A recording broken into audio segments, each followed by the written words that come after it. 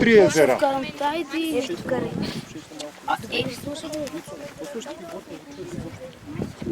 Мисля, че всички сме тук, нали, Митко? Да. Добре. Само мама е.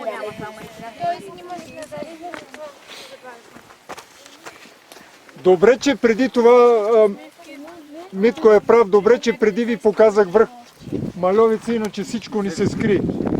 Заспалия великан и той се скри. Сега вече ви споменах, загатнах ви, че географската наука броя езерата отгоре надолу. Но народа се е изхитрил и на това, дето е седмо езеро, го е нарекал Долното езеро. Това, дето го гледате тук в ляво. Направо. До старата хижа се нарича Рибното езеро. Следващото тук отдясно е Трилистника. Не забравяйте, пак казвам за учениците. Чували сте за река Джерман? Река Джерман началото води от Трилистника, а не от Седемте Рилски езера. То се много добре знае, че от Джерман идва от Седемте Рилски езера и то конкретно, ето тук виждате тая страна. От Седемте Рилски езера само Трилистника прелива от две страни. От тук започва началото на река Джерман, от другата страна се влива в Рибното езеро. Нали, Рибното отива и към Долното езеро, нали? И вече от Долното езеро се отлива и отива към Джерман. Искам много добре да знаете, запомнете, защото някъде по вашите учебници няма да успеете да прочетете. Нали, Рила планина е от тракийски происход и означава, какво означава Рила планина? Водна планина. Планина с много вода, с много езера и много вода. Но най-старото име на Рила планина, не знам дали сте чували, най-старото кое е? Пак е от тракийски происход. И се нарича Дунакс. Запомнете, Рила планина, най-старото наименование на Рила е Дунакс, след това е Рила планина. Дунакс обаче означава водно находище, много вода. Не е наречена още, нали, планина. Докато... Сега, защо наричат Рила планина феноменална и защо в Рила планина, където и да видите вода, се пие? Тя е феноменална, защото това е най-водната планина на Балканския полуостров. Рила планина ще срещнете по учебниците някъде 140 езера, на друго място 160, но Рила планина има над 200 езера. Това ви го говоря, защото съм я обходил цялата.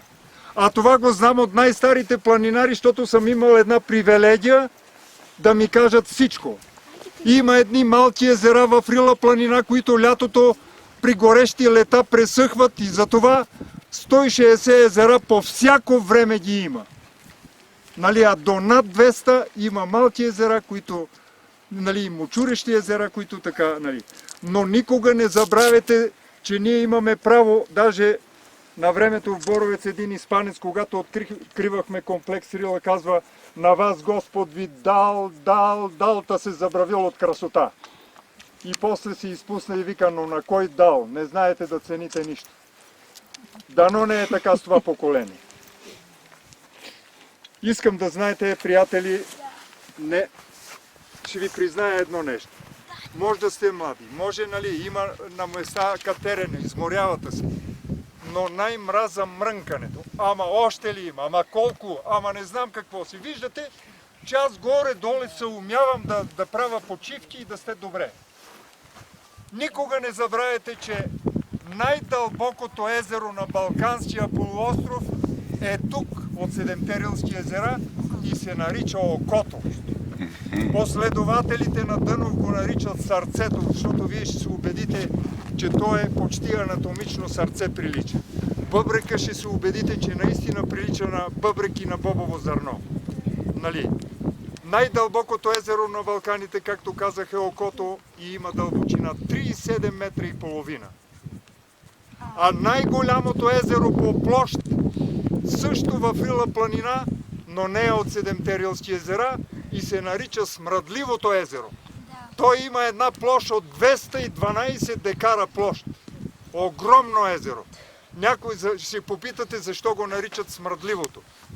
То е може би най-чистото езеро в Рила планина. Но смръдливото, защото има една легенда и то достоверна легенда. Преди много години, може би и векове, някога отвърх точно над смръдливото езеро се намира в този край, нали, в централна Рила се намира най-високия връх. Връх Рилец, който е на 2713 метра надморска височина и някога пролета се е срутила огромна лавина с много пясък, изтласкала е много вода, изхвърлило е много риба и един месец е смърдяло на риба. И оттам народа го е нарекал смръдливото езеро. Но то иначе е много чисто. Нали, но за да отидете да видите това уникално огромно езеро, трябва да отидете от към Рилския манастир, Партизанска поляна. Нагоре се продължава по един път тунелите, дето едно време търсиха уранова руда. Спира се, отива се на хижа Рибни езера и оттам за 1 час, час и 10 минути се отива на Смръдливото езеро. Това така за информация. Сега каква е денивилацията? Искам да разберете дали тук. Ето, долното езеро сме на 2095 метра надморска височина. Но ние горе ще се качим на последното сълзата, вече на 2535 метра надморска височина. Такава е денивилацията. Нали?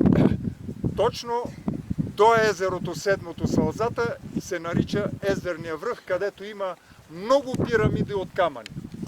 И от езерния връх, ако имаме късмет, дано имаме, предполагам няма куцузлии между нас, за да видите от езерния връх, като на длан всички езера надолу. Значи сега отиваме директно до Бъбрека, никаква трудност за никой няма. Само не знам, Митко, какво стана с двете жени, докторката и поне до Бъбрека... Ще оцелят. Ще оцелят. Поне до Бъбрека могат да дойдат спокойно. Предполагам. А това? Сега, все още, нали, видяхте долното, рибното до хижата и трилистно. Най-плиткото езеро от всички 7-те рилски езера е рибното. Измерено е 2,5 метра дълбочина. Най-дълбокото казахме окото, след окото е вече идва Бъбрека. То е 28 метра, има измерена дълбочина. След Бъбрека веднага следва Близнака. Не Близнаците, а Близнака. Защо Близнака? Значи в циркуса към скалите навътре една част от езерото. По средата се стеснява и друга част огромна от езеро. И затова се нарича Близнака. И най-голямото от 7-те рилски езера по площ е Близнака. То е 9,1 хектара. Какво значи това? Може ли да сметнете набързо? 9,1 хектара. 9000 квадратни метра. 91 декара. Бъбрека е 8,5 хектара, 85 декара. Площ. Така ви се виждат малки, ама сега даже като отидеме до Бъбрека, ви се струва негра, обаче като го погледнете от по-високо, те са си огромна площ, нали, езера. Ще чакаме ли двете жени? Или? Не, единствено въпросът ми е Да. от тук ли се връщаме или ще минем от долния От път? тук, защото долният път се с близо 1 час по-дълго.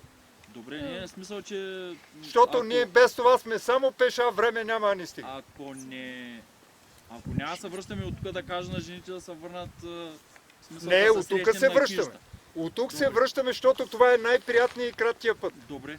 Защото ако минеме оттатък покрай стара хижа и стори, той е каманаци, той е... Да, Ние сме, смисъл, ние сме че- засичали почти 1 час е по-дълго. Добре. И Само затова, беше въпросът, ако нали? бяхме с лифта, печелиме 2 часа, ще си минем и отдолу и... В такъв случай няма нужда да ги чакаме, защото те... Прав. Така или иначе, дори да стакова, те ще ги заберем от тук. Ако ще минаваме отдолу, вече трябва да им кажа да се Не, върнат. те казаха, че 100% ще стигнат до Бъбрека, така че тръгваме. Да. Ето това вече, там виждате ли 3 малки преспичи сняг. Това е сняг, не се съмнявам. Къде се намира? Как? Горите езера са, тук ние вървиме. Който му е студено се облича, слагаме раниците и тръгваме. Хайде! Тук, тая страна, не нататък. А тук използвам случая, виждате ли тая красива скала? Красива, тя се нарича Харамията. Зад нея, отзад има 2 езера, които нямат нищо общо от 7-те рилски езера. Зад Харамията има две езера, които се наричат Чанаците. Последователите на Дънов едното езеро го наричат езерото на чистотата, другото езерото на съзерцанието. С една дума, юли месец, когато е голям дена, за един ден могат да се видят 15 езера. Но ние днес ще видим 7.